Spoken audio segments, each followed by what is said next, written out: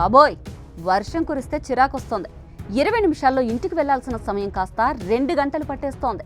చినుకు పడితే హైదరాబాద్లో ట్రాఫిక్ ఘోరంగా ఉంటుంది. పైగా బోనాల సీజన్, కొన్ని చోట్ల రోడ్లు బ్లాక్ అవుతున్నాయి. కనీసం ఇన్ఫర్మేషన్ కూడా ఉండడం లేదు. అదే టైంలో రెయిన్ జాడించి కొడితే ఎంత నరకం ఉంటుందో కదా. ఇదంతా ఆల్రెడీ హైదరాబాద్ వాసులు అనుభవించారు. ఇకపై కూడా ఎక్స్పీరియన్స్ చేయనున్నారు. ఎందుకంటే ముందుంది అసలైన ముసళ్ల పండుగ. రానున్న రోజుల్లో కూడా వానలు దంచి కొట్టనున్నాయట. కేవలం హైదరాబాద్లోనే కాదండి, తెలుగు రాష్ట్రాల్లోని చాలా ప్రాంతాల్లో ఇదే పరిస్థితి. దీనికి బలమైన కారణాలున్నాయి. ప్రతి ఏడాది వర్షాలు భీకరంగా మారిపోతున్నాయి. ఇంతకీ ఎందుకు ఇలా జరుగుతోంది? నేను మీకు ఎక్స్ప్లెయిన్ చేస్తా.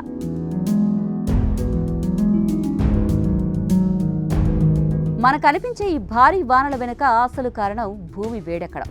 ఇది కేవలం మాటల్లోనే కాదు, నిజంగానే భూమిపై ఉష్ణోగ్రతలు ప్రతి ఏడాది పెరుగుతూ పోతున్నాయి. సూర్యుడి నుండి భూమికి వచ్చే వేడి సాధారణంగా కొన్ని మార్గాల్లో తిరిగి అంతరిక్షంలోకి వెళ్తుంది. కానీ ఇప్పుడు వాతావరణంలో ఎక్కువగా ఉన్న గ్రీన్ హౌస్ వాయువులు ఆ వేడిని బయటకు వెళ్లనివ్వకుండా భూమిపైనే పెట్టేస్తున్నాయి.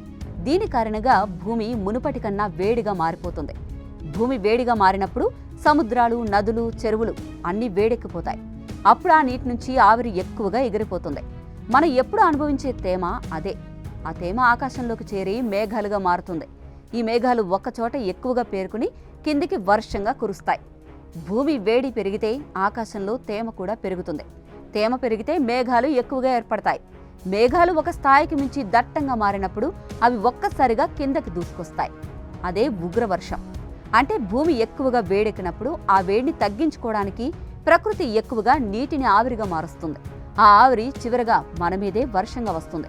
అందుకే వర్షాల సంఖ్య మాత్రమే కాదు, తీవ్రత కూడా ఏటేటా పెరుగుతోంది. ఇప్పుడు కురిసే వర్షాలు మట్టి పరిమళాన్ని తెచ్చే జల్లులు కావు. ఇవి ఒక్కోసారి చిన్న వానలా మొదలై ఓ ఉగ్ర ప్రళయంగా మారిపోతున్నాయి. కాసేపు పడితే సరిపోతుందనుకునే వాన ఒక్కసారిగా గంటల తరబడి కురుస్తోంది. ఒక గంటలో కురిసే నీటి మొత్తాన్ని నగరాలు భరించలేకపోతున్నాయి. రోడ్డు జలమయమవుతున్నాయి. డ్రైనేజీలు పొంగి పొర్లిపోతున్నాయి. ట్రాఫిక్ నిలిచిపోతోంది. ఇంట్లోకి నీరు ప్రవహిస్తోంది. రోజుల తరబడి కురిసే వర్షం ఇప్పుడు గంటల వ్యవధిలో జాడిస్తోంది. భూమికి నీరు పీల్చుకునే సమయాన్ని ఇవ్వకుండా విరుచుకు పడుతోంది. దీన్నే ఫ్లాష్ ఫ్లడ్ అంటారు. ఈ ఫ్లాష్ ఫ్లడ్ ఊహించిన విధంగా మానవ జీవితాన్ని అస్తవ్యస్తం చేస్తోంది. ఈ మార్పులు ఇప్పుడు హైదరాబాద్ వరకు మాత్రమే పరిమితం కాదు. తెలంగాణ గ్రామాల వరకు వర్షం ఓ బెదిరింపు సంకేతంగా మారుతోంది. ఇదే పరిస్థితి ఆంధ్రప్రదేశ్లోనూ కనిపిస్తోంది. పూర్వం మనకు వాన్ అంటే పండగ అనిపించేది. ఇప్పుడు వాన్ అంటే భయం.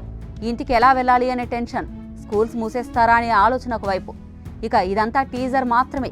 భూమి వేడి ఇంకా పెరుగుతూనే ఉంది. అంటే రానున్న రోజుల్లో వానలు ఇంకా ఉగ్రంగా పడే అవకాశం ఉంది. మన పాత డ్రైనేజీలు, రోడ్లు, ప్లానింగ్ లాంటివి ఈ కొత్త వాతావరణానికి అస్సలు సరిపోవు. అందుకే ఇప్పటి నుంచైనా మారాలి. వానల్ని మనం ఎలాగో ఆపలేం కదా, కానీ అవి వరదల రూపంలో మారకుండా ఉండేలా మనమే చూసుకోవాలి. లేదంటే ప్రతి వాన మనకు ఒక కొత్త యుద్ధంగా మారుతుంది.